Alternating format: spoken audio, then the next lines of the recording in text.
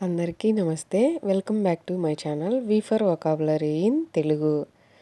మనం ఈరోజు చాలా ఇంపార్టెంట్ టాపిక్ చెప్పుకోబోతున్నామండి. దానికి ముందుగా లాస్ట్ వీడియోలో నేను మీకు ఇచ్చినటువంటి ఛాలెంజ్కి ఆన్సర్ నేర్చుకుందాం.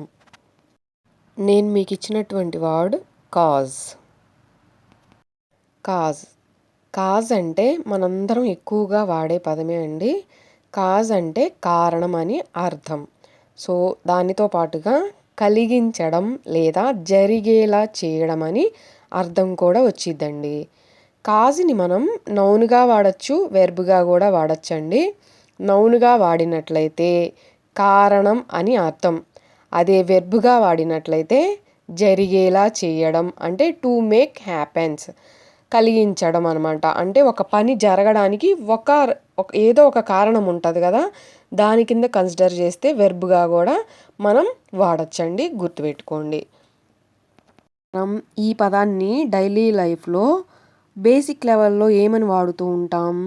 Source, root, origin, seed, reason అని వాడుతూ ఉంటాము. సో మనందరికీ తెలుసు. మనం చంకు మెథడ్ ద్వారా, ఇది సింగిల్ సిలబలే అండి. చంకు మెథడ్ అంటే ప్రీవియస్ వీడియోస్లో ఎన్నో వీడియోస్లో చెప్పున్నాను.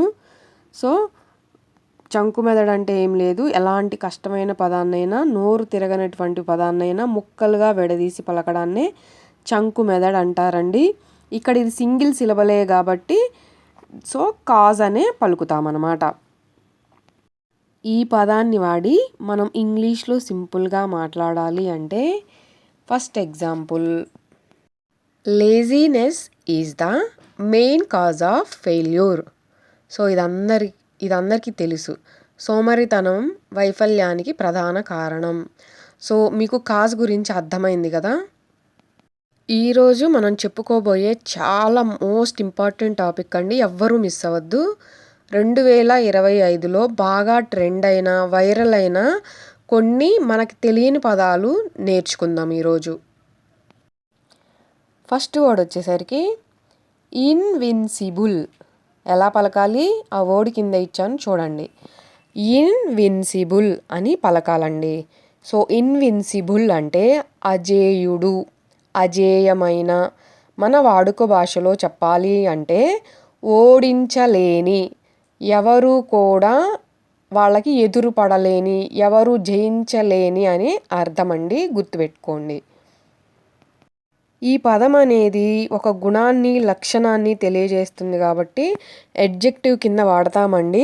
గుర్తుపెట్టుకోండి. మనం జనరల్గా ఈ వర్డ్ ప్లేస్లో డైలీ లైఫ్లో ఏం వాడుతూ ఉంటాం? అన్బీటబుల్, అన్షేకబుల్, అన్స్టాపబుల్, అన్టచబుల్ అని వాడుతూ ఉంటాం. ఇవి అందరం వింటూనే ఉన్నాం ప్రజెంట్ కూడా. సో ఇవన్నీ కూడా సినానిమ్స్ కిందకే వస్తాయండి. గుర్తుపెట్టుకోండి. మనం లేటెస్ట్ ట్రెండింగ్ వర్డ్ ఏంటి? ఇన్విన్సిబుల్. సో ఇప్పుడు ట్రెండ్ అవుతుంది కాబట్టి నెక్స్ట్ 2 days తర్వాత మనకి కొత్త ఇయర్ స్టార్ట్ అవ్వబోతుంది. 2026లో కూడా ఖచ్చితంగా ఈ వర్డ్స్ అనేవి చాలా బాగా యూస్ఫుల్ అవుతాయండి. ఈ వీడియో ఎవరు మిస్ అవ్వద్దు. ఈ పదాన్ని మనం చంకు మెథడ్, ఇక్కడ బాక్స్లో ఇచ్చింది చంకు మెథడ్ అండి. చూడండి, నాతో పాటు కలిపి పలకండి. ఇన్విన్సిబుల్ అని విడదీసి పలకడం ద్వారా ఈజీగా ప్రొనౌన్స్ చేయగలుగుతాం. అదేవిధంగా స్పెల్లింగ్ అనేది తప్పుపోకుండా రాయగలుగుతామండి. సో అంత పవర్ఫుల్ మెథడ్ అన్నమాట.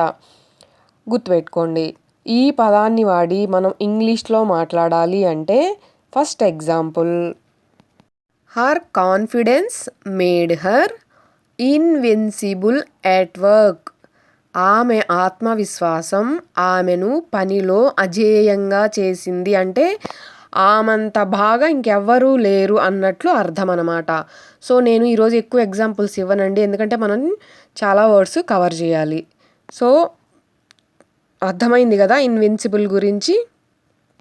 నెక్స్ట్ వర్డ్, బాగా ట్రెండ్ అయిన వర్డ్ వింటేజ్. వింటేజ్ అంటే పాతకాలపు. ఈ వర్డ్ గురించి మనం ఆల్రెడీ నేర్చుకున్నాం. ఎవరైనా మిస్ అయిన వాళ్ళు ఉంటే ఆ వీడియో చెక్ చేయండి. వింటేజ్ అంటే పాతకాలపు లేదా పాతకాలపు నాణ్యత కలిగిన, మన వాడుక భాషలో చెప్పాలి అంటే పాతకాలపుది అయినా కానీ విలువైనది, ప్రత్యేకమైనది అని అర్థమండి. గుర్తుపెట్టుకోండి. వింటేజ్‌ని మనం 2 సందర్భాల్లో వాడతామండి. యాజ్ ఏ నౌన్‌గా వాడతాము. యాజ్ ఏ అడ్జెక్టివ్‌గా వాడతాము.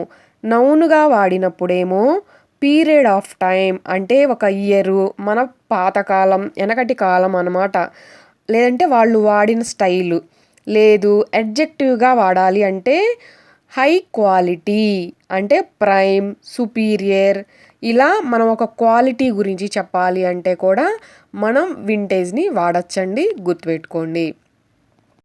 సో ఈ పదాన్ని మనం చంకు మెదడు ద్వారా వింటేజ్ అని విడదీసి పలకడం వల్ల ఈజీగా ప్రొనౌన్స్ చేయగలుగుతాం. స్పెల్లింగ్ అనేది తప్పుపోకుండా రాయగలుగుతామండి. ఈ పదాన్ని మనం ఇంగ్లీష్లో వాడి మాట్లాడాలి అంటే first example, this watch looks vintage అంటే ఈ వాచ్ పాతకాలపు క్లాసీగా ఉంది అని అర్థం అన్నమాట.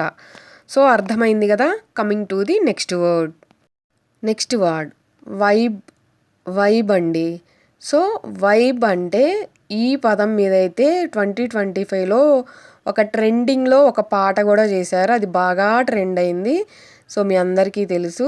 వైబ్ అంటే అనుభూతి అని అర్థం అండి. ఒక మంచి ఫీల్ అన్నమాట.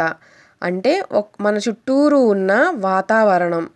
మన వాడుక భాషలో చెప్పాలి అంటే ఏదైనా ఒక చోటు లేదా ఒక వ్యక్తి ఇచ్చే మంచి భావం అన్నమాట. అర్థమైంది కదా వైబ్ అంటే ఏంటి అనేది. సో వైబుని మనం నౌన్గా వాడతామండి. గుర్తుపెట్టుకోండి. ఇక్కడ చంకు మెదడులో వైబ్ అనేది సింగిల్ సిలబలేనండి. సో వైబ్ అనే పలుకుతాము. చూడండి. సో జనరల్గా మనం వైబ్ ప్లేస్లో డైలీ కాన్వర్జేషన్స్లో ఏం వాడుతూ ఉంటాం? Mood, hidden feeling, atmosphere, energy, inner light అని వాడుతూ ఉంటారు. అదే ట్రెండింగ్ వాడేంటి? వైబ్. సో మీ అందరికీ తెలుసు. సో ఈ పదాన్ని వాడి మనం సింపుల్గా ఇంగ్లీష్లో మాట్లాడాలి అంటే example, this place has a positive vibe అంటే ఈ చోటు పాజిటివ్ అనుభూతిని ఇస్తుంది, అంటే చాలా మంచి అనుభూతిని ఇస్తుంది అని అర్థం అండి. సో వైబ్ గురించి అర్థమైంది కదా. Coming to the next word, audaciously. ఎలా పలకాలి మళ్ళీ చూడండి. అడేసియస్లీ అని పలకాలి. ఇది చాలా పాపులర్ అయిందండి ఈ వర్డ్. అడేసియస్లీ అంటే ధైర్యంగా. ఈ వర్డ్ అనేది అడేసియస్ అనే వర్డ్కి యాడ్వర్బ్ అండి. అడేసియస్ అంటే వెర్బు, అడేసియస్లీ అంటే యాడ్వర్బు. అంటే ఒక పనికి అదనంగా ఏదైనా కలిపి చెప్తే దాన్ని యాడ్వర్బ్ అంటాము, తెలుసు కదా మనందరికీ. సో అడేసియస్లీ అనేది యాడ్వర్బ్ అండి. గుర్తుపెట్టుకోండి. అసలు అడేసియస్లీ అంటే ధైర్యంగా, సాహసంగా, భయపడకుండా అని అర్థమండి. అదే మన వాడుక భాషలో చెప్పాలి అంటే ఏ మాత్రం భయం లేకుండా ధైర్యంగా చేయడాన్ని మనం అడేసియస్లీ అని చెప్తామన్నమాట. ట్రెండింగ్ ఇంగ్లీష్లో ఇది. అదే మనం ఈ వర్డ్ ప్లేస్లో బేసిక్గా ఏమని వాడుతూ ఉంటాం? డేరింగ్లీ, బోల్డ్లీ, హార్డ్లీ అని వాడుతూ ఉంటాం. సో ఇవి మనం కూడా వాడుతూ ఉంటాం కాబట్టి మనకి తెలుసు. సో మీకు ఆల్రెడీ చెప్పాను కదా, యాడ్వర్బ్ అన్నమాట దీన్ని కన్సిడర్ చేయాల్సింది. సో చంకు మెదడు ద్వారా ఆ డే సియస్ లీ అని విడదీసి పలకడం ద్వారా ఈజీగా ప్రొనౌన్స్ చేయగలుగుతాము. స్పెల్లింగ్ కూడా తప్పుపోకుండా రాయగలుగుతామండి. సో ఈ పదం గురించి మనం మంచిగా ఏదన్నా ఎవరితోనైనా కాన్వర్జేషన్స్లో మాట్లాడాలి అంటే example, he audaciously started a business at a young age అంటే అతను చిన్న వయసులోనే సాహసంగా అంటే భయపడకుండా వ్యాపారం ప్రారంభించాడు అని అర్థమండి. సో అర్థమైంది కదా. Coming to the next word, relent. Next word ఏంటి? రిలెంట్. రిలెంట్ అంటే తగ్గడం అండి. తగ్గడం అంటే మనం ఏదో బరువు తగ్గడం ఇలా కాదు. రిలెంట్ అంటే ఒకరి కోసం మనం తగ్గి మళ్ళీ వాళ్ళ మీద జాలి ప్రేమ కరుణ చూపించడం అని అర్థం అన్నమాట. ఓకేనా. సో రిలెంట్ అంటే కాఠిన్యం లేని, అంటే కఠినంగా ఉండకుండా, పశ్చాత్తాపడడం, జాలి పడడం, సరే సరే పోనీలే అని విడిచిపెట్టడం అని అర్థం అండి. సో ఫస్ట్ వాళ్ళు చెప్పిన దానికి ఒప్పుకోకుండా ఎగెయినెస్ట్ అయినా తర్వాత మనసు మార్చుకొని ఒప్పుకోవడం, తగ్గి ఉండడాన్నే రిలెంట్ అంటారండి. గుర్తుపెట్టుకోండి.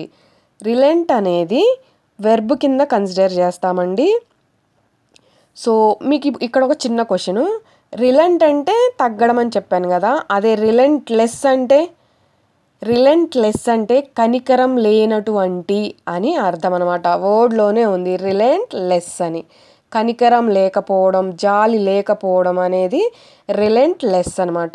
ఈ రెండు పదాలు చాలా 2025లో చాలా ట్రెండు, చాలా ఎక్కువగా వాడిన పదం కూడా ఈ రెండు పదాలు. గుర్తుపెట్టుకోండి. రిలెంట్లెస్ అనేదేమో మనం అడ్జెక్టివ్గా వాడతామండి. గుర్తుపెట్టుకోండి. సో రిలెంట్ గురించి అర్థమైంది కదా. మనం ఈ పదం ప్లేస్లో జనరల్గా మెల్ట్, వీకెన్, బౌ అని వాడుతూ ఉంటారు మన డైలీ లైఫ్లో. సో ఈ పదాన్ని మనం చంకు మెథడ్ ద్వారా రీలెంట్ అని విడదీసి పలకడం ద్వారా ఈజీగా ప్రొనౌన్స్ చేయగలుగుతాం. స్పెల్లింగ్ కూడా తప్పుపోకుండా రాయగలుగుతామండి. ఇంట్లో ఎన్ని సిలబల్స్ ఉన్నాయి? 2 సిలబల్స్ ఉన్నాయి. గుర్తుపెట్టుకోండి. ఈ పదాన్ని సెంటెన్స్ రూపంలో ఎవరితోనైనా ఇంగ్లీష్లో మాట్లాడాలి అంటే example, after hours of request she relented అంటే అర్థం ఏంటి? గంటల తరబడి అడిగిన తర్వాత ఆమె ఒప్పుకుంది అని అర్థం అన్నమాట. సో అర్థమైంది కదా. రిలెంట్ అంటే రిలెంట్లెస్ అంటే కూడా. సో ఈరోజు నేను మీకు ఇవ్వబోయే challenge fill in the blank. ఇప్పుడు మనం డిస్కస్ చేసుకున్న పదాలలో ఏది ఇక్కడ సూట్ అయ్యిద్ది చెప్పండి. సో ఈ పదాలన్నీ మనందరికీ యూజ్ఫుల్లే, మీ అందరికీ నచ్చాయనే అనుకుంటున్నాను. మీకు గనక మన వీడియో నచ్చినట్లయితే లైక్ చేయండి. మీ సపోర్టుని నాకు మీ లైకుల ద్వారా, మీ కమెంట్స్ ద్వారా, మీ సబ్స్క్రిప్షన్స్ ద్వారా తెలియజెప్పండి. 2025లో ఇది చాలా యూజ్ఫుల్ వర్డ్స్ అనమాట. ఎవ్వరూ మిస్ అవ్వద్దు. సో ఎవరికైనా యూజ్ఫుల్ ఉందంటే తప్పకుండా మర్చిపోకుండా షేర్ చేయండి. Thanks for watching my video.